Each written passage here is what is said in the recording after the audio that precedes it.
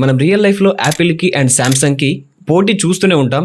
దానికి సంబంధించిన వీడియోలు మనకి ఆన్లైన్ లో కనిపిస్తూనే ఉంటాయి. కానీ కొన్ని సామ్సంగ్ ఫోన్లు మొబైల్ టెక్నాలజీలో గేమ్ చేంజర్ గా నిలిచాయి. సో ఈ వీడియోలో సామ్సంగ్ లాంచ్ చేసిన ఆ 5 ఐకానిక్ ఫోన్లు, అవి తెచ్చిన కొత్త ఫీచర్స్ ఏంటో ఇప్పుడు తెలుసుకుందాం. సామ్సంగ్ గెలాక్సీ నోట్ 2011 లో వచ్చిన ఈ సామ్సంగ్ నోట్ లో మొట్టమొదటిసారిగా సామ్సంగ్ S Pen సపోర్ట్ ని తీసుకొచ్చింది. పెద్ద స్క్రీన్ తో పాటు hand writing recognition and note taking features దీంట్లోని ప్రత్యేకత.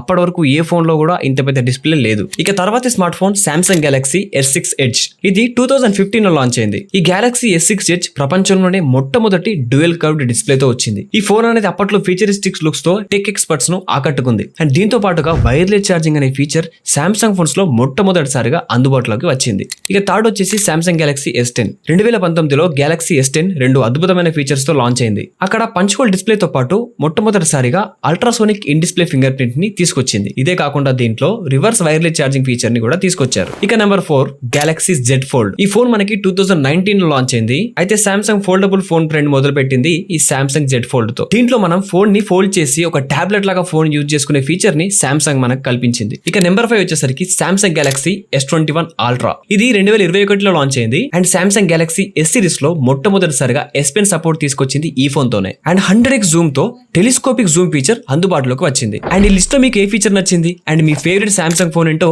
కామెంట్ లో చెప్పండి. వీడియో నచ్చితే లైక్ చేయండి, షేర్ చేయండి, సబ్స్క్రైబ్ చేయడం మర్చిపోకండి. మరో ట్రెండింగ్ వీడియోతో కలుద్దాం. బాయ్.